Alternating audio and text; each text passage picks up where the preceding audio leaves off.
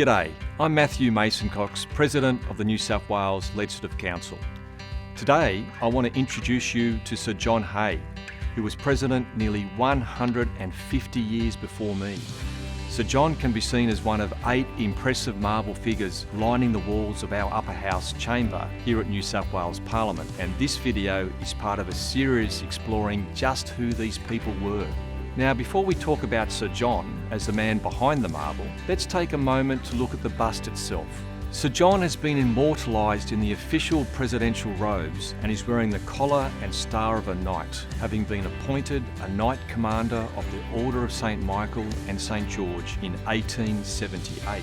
When this bust was unveiled in 1889, while Sir John was still president, the records note the president's countenance was captured with a peculiar felicity, reflecting the dignified and courteous manner with which he was known to preside. So how did Sir John come to find himself at Parliament, where he was a prominent member from 1856 until his death in 1892?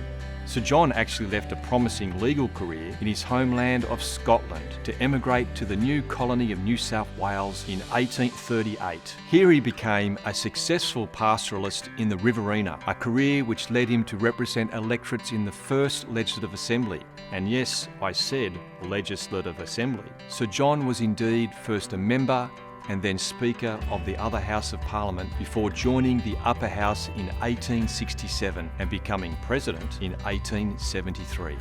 While Sir John isn't the only former President to have been a member of the other house, he's one of only 2 people to have held both presiding officer roles within the Parliament during his political career. Now, Sir John first came to Parliament as a Conservative and squatting representative for the Murrumbidgee. He was actually a member of what was then called the Squattocracy, a group of well-to-do people who settled and grazed livestock on land outside the counties surrounding Sydney on which they held no legal title. He made quite the impression in the Assembly with some initially bold political moves before spending 3 years as the impartial Speaker. When he came to the Council and ultimately to the Chair as President, Sir John was highly respected. He's said to have conducted his responsibilities with great fairness, diligence and impartiality. His approach actually established an important tradition for future presidents to follow, one that's critically important. All of this was happening in the first decades of what's called responsible government in New South Wales. That's when the Parliament evolved to have 2 houses, with the government created from and accountable to the elected legislature. As the president of an ever-empowered and evolving council, Sir John took his role very seriously and his rulings held great weight. In fact, many of Sir John's decisions as president form the basis of procedures still observed in the upper house today. To tell us a little more about this, here's David Blunt, the current clerk of the Parliaments. Sir John Hay is one of the most significant figures in the history of the Legislative Council. He left a lasting legacy, particularly through his interpretation of the rules of the House. We have a big book setting out the presidential rulings since 1856, and you can turn to virtually any page and find at least one of Sir John's rulings.